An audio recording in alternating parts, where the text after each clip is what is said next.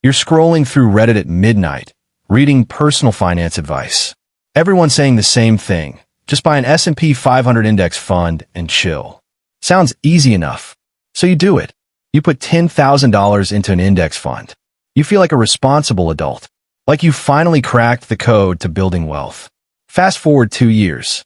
Your account shows $10,800. You made $800, right? But then you check inflation. It ran about 7% over those 2 years. Which means your $10,800 buys what $10,056 would have bought when you started. Wait, you risked your money in the stock market for 2 years to make $56? Something doesn't add up. My name is Dave, and I spend way too much time thinking about why the investing advice everyone repeats might not be telling you the whole story. If you're someone who's been told to just buy index funds, but you're confused about whether that's actually making you wealthy, or if you've invested for years and you're not sure it's working the way you expected, make sure to hit that subscribe button and give this video a thumbs up if this helps you out. And listen, share this with someone. Even if you already understand this, there's always someone in your life who needs this information and doesn't even know it yet. Now let me break down the trap with a cartoon you'll never forget. Imagine you go to an aquarium and there's a special fish tank on sale. The sign says, "Buy this tank." It comes with 500 fish. On average, these fish grow 10% bigger every year. That sounds amazing. So you buy the tank for $100. You get home, set it up, and look inside. Sure enough, there are 500 fish swimming around. Some are big and healthy. Some are tiny. Some look kind of sick, honestly. But hey, you got 500 fish for $100, and the average growth is 10% per year. Can't complain, right? Here's what the aquarium didn't tell you. First, about 50 of those fish are already dying. They're not going to make it to next year, but they're still counted in your 500 fish. Second, the food to keep these fish alive costs you $2 every year. Not a lot, but it adds up. Third, while your fish are growing 10%, the price of fish food is also going up 3% every year because of inflation. So your fish are getting bigger, but feeding them is getting more expensive. And here's the sneakiest part. You can't pick which fish to keep and which to throw away. You're stuck with all 500. The sick ones, the dying ones, the slow growers, you have to keep them all. If you want your money back, you have to sell your entire share of the tank, good fish and bad fish together. And when you do that, you'll owe taxes on any growth. So yeah, your fish grew 10% on average.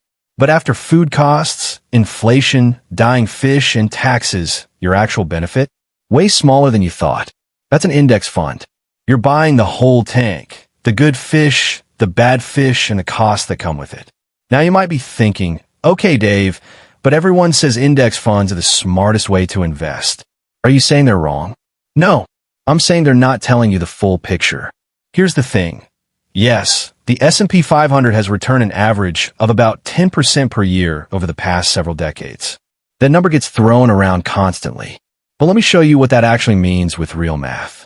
Let's say you invest $10,000 into an S&P 500 index fund. Year 1, the market goes up 10%. Great. You now have $11,000. But wait, inflation that year was 3%. So your real purchasing power only grew by 7%, not 10%.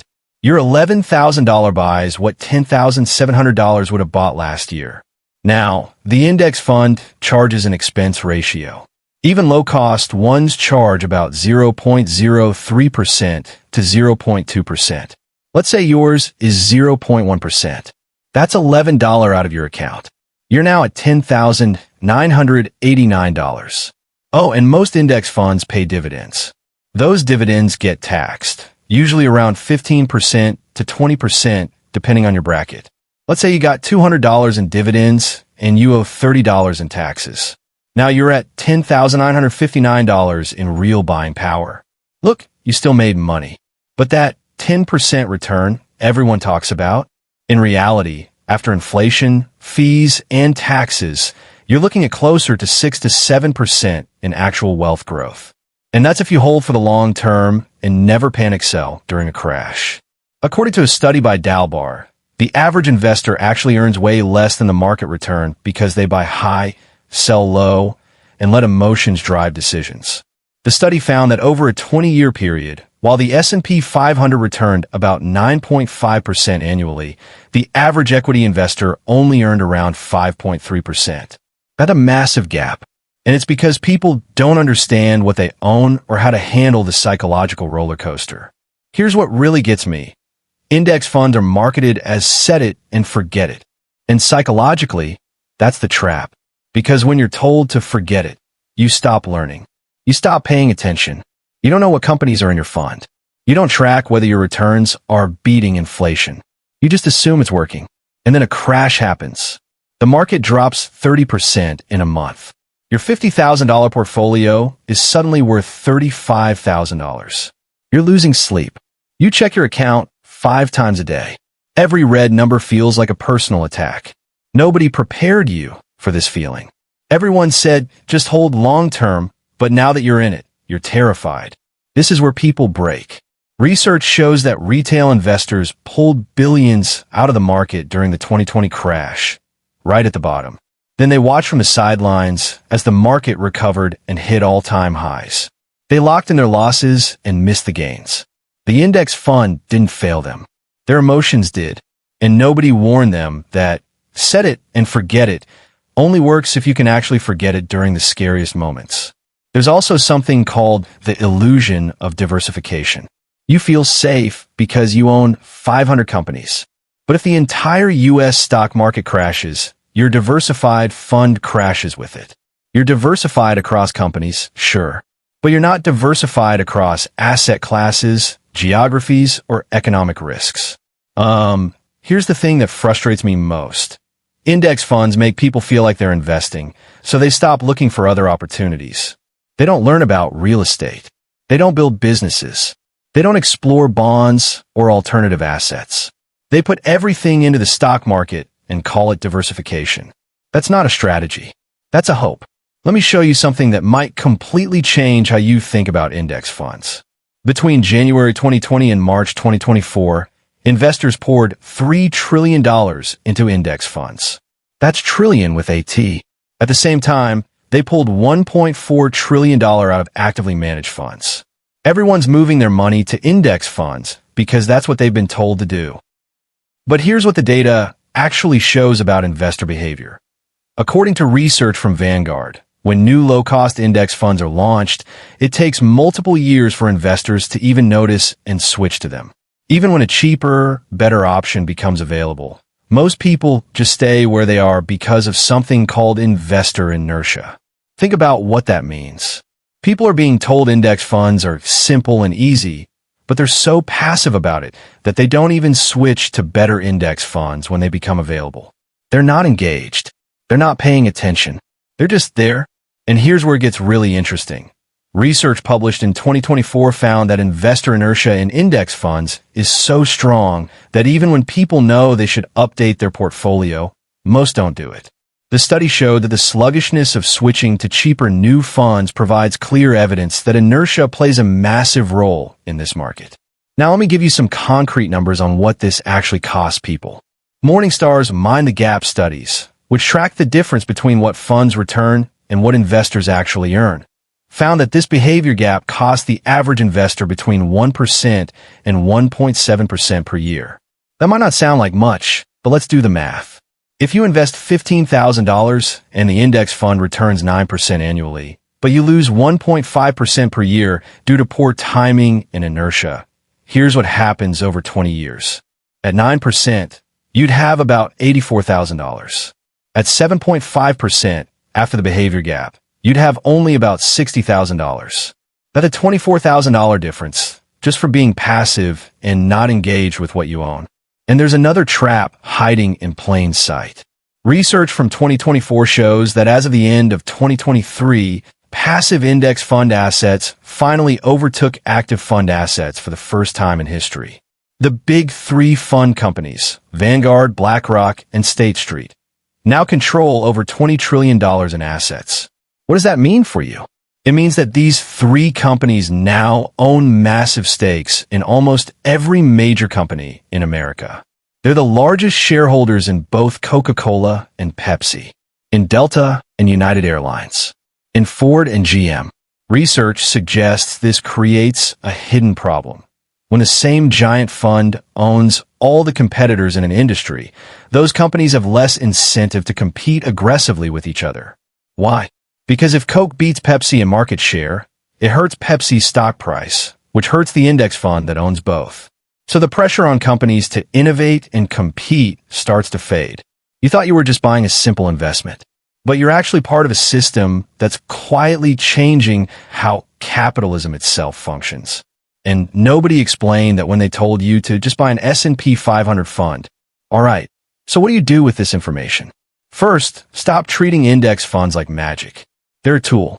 A hammer is a great tool, but you still need to know how to use it and when to use it. Ask yourself, why am I investing in an index fund? If your answer is because everyone said to, that's not good enough. You need to understand what you own and why. Second, know what's actually inside your fund. Go look right now. What are the top 10 holdings in your S&P 500 fund? I'm guessing it's companies like Apple, Microsoft, Amazon, Google, and Tesla, which means your diversified fund is actually pretty heavily weighted toward big tech. If tech crashes, your fund crashes hard. Are you okay with that? Third, understand the timeline. Index funds work best over 20+ years. If you need this money in 5 years, the stock market is not the right place for it. A single bad year could wipe out gains and leave you in the red right when you need the money. Fourth, have a real plan for crashes. Write this down right now. If my portfolio drops 20%, I will fill in that blank. Will you buy more? Hold steady? Panic and sell? If you don't have an answer before the crash happens, you'll make emotional decisions in the moment. And emotional decisions lose money. Fifth, realize index funds are not your whole strategy. Look, I'm not saying don't use them. I'm saying don't make them your entire financial plan. Wealthy people don't just own index funds. They own businesses, real estate, cash-flowing assets, and they have emergency funds. Index funds might be one piece, but they're not the whole puzzle. The reason index funds are pushed so hard isn't because they're perfect. It's because they're easy to sell. Think about it. A financial advisor can say, just put everything in an S&P 500 fund and you're done. No research needed. No strategy. No personalization. It's a one-size-fits-all answer that sounds smart, but requires zero effort. And for most people, it works okay. Not amazing. Not life-changing. Just okay. But okay isn't going to make you wealthy. Okay means you'll have a decent retirement if nothing goes wrong, if you never panic sell, if inflation stays low, if the market keeps going up, and if you stay disciplined for 30+ years. That's a lot of ifs. The uncomfortable truth is this. Index funds are a great option for people who don't want to think about money. But if you're serious about building real wealth, you need to do more than just throw money into an index and hope. You need to understand what you own. You need to manage your psychology. You need multiple income streams. You need assets that generate cash flow, not just appreciate in value. You need a strategy that goes beyond buy and hold forever. Look, I'm not here to tell you index funds are evil. They're not. They're a tool. And for some people in some situations, they're a useful tool. But if your entire financial plan is buy an S&P 500 fund and hope, you're not investing. You're gambling on the idea that the next 30 years will look like the last 30 years. And that's a big bet. Make sure you actually understand what you're buying. Make sure you have a plan for when things go bad. And make sure index funds are just one part of a bigger strategy, not the whole thing. Share this video with someone who's thinking about investing but doesn't fully understand what an index fund really is. Or share it with someone who's been investing for years but has never actually looked inside their portfolio. Even if this didn't teach you anything new, I promise someone in your life needs to hear it. Now, there's one more piece to this puzzle. Because even if you understand inflation, avoid the salary trap, and invest wisely, most people still get stuck. And it's because of something nobody talks about, the saving trap. It's a reason people can save money every month and still never build real wealth. That's what I want to show you next. It's subtle, it's quiet, and once you see it, everything clicks into place. Hit subscribe if you want that breakdown. Give us a thumbs up if it made you think differently. And seriously, share it. I'll see you in the next one.